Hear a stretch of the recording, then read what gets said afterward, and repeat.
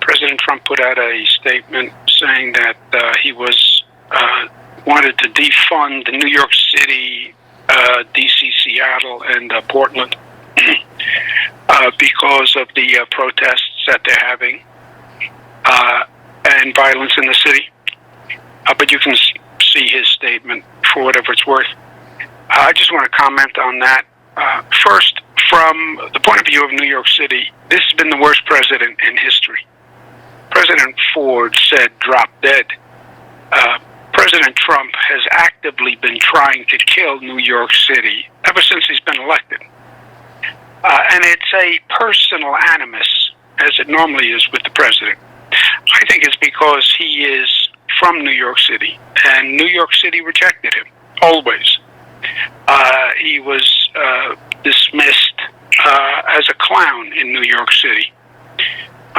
Those who know him best like him least. That's true about New York City. It's true about his own family. And I think that's more and more clear to Americans. He's going to defund New York City. Everything that he could possibly do in his power to hurt New York City, he has done.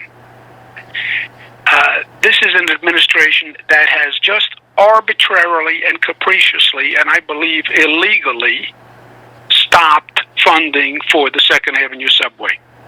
Every past administration, Democratic and Republican, funded it as a partnership. He stopped it. He has stopped the air train from LaGuardia Airport to New York City. He's doing an environmental review that is a protracted process and means the airport will be finished before the air train is finished. This is a president who has bemoaned the environmental review process and the secret process and all these regulations that government has that stop development. We will build an airport before the President of the United States finishes his environmental review on an air train. I mean, how incredible is that? He won't approve congestion pricing, which is a technical federal approval matter, but they won't approve congestion pricing. This is on top of SALT, which stole $14 billion from New York. Look, the best thing he did for New York City was leave. Good riddance. Let him go to Florida. Be careful not to get COVID. Also, the main situation that New York City had to deal with, that I had to deal with as governor, was the COVID pandemic. Remember, COVID ambushed New York due to Trump's negligence. It was his negligence that allowed the virus to ambush New York. And that's not rhetorical.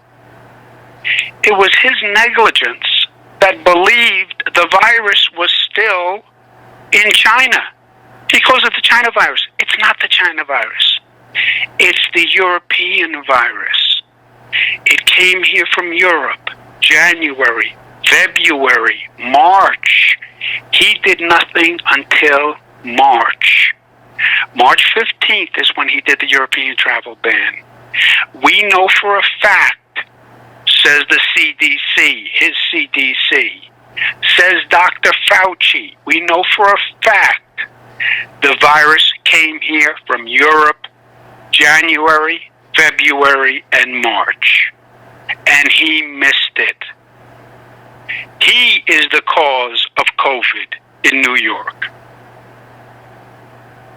It is his negligence that brought it here, and then his arrogance, where he won't provide state and local funding to help states and cities to recover from the pandemic that his negligence caused. He wants to do something about public safety. here's something that he can do about public safety. Do you know how many people are dying from COVID around the world? In Italy, which was one of the hardest hit countries, as you know, about 8 people died per day, are dying per day. Canada, about 6 are dying. UK, about 9 are dying. Germany, about 11 are dying. France, about 20 are dying per day. United States of America, 1,000. You want to do something about public safety? Try doing your job.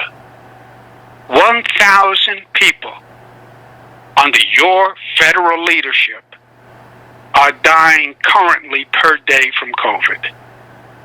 You have the worst record on the globe in terms of leadership.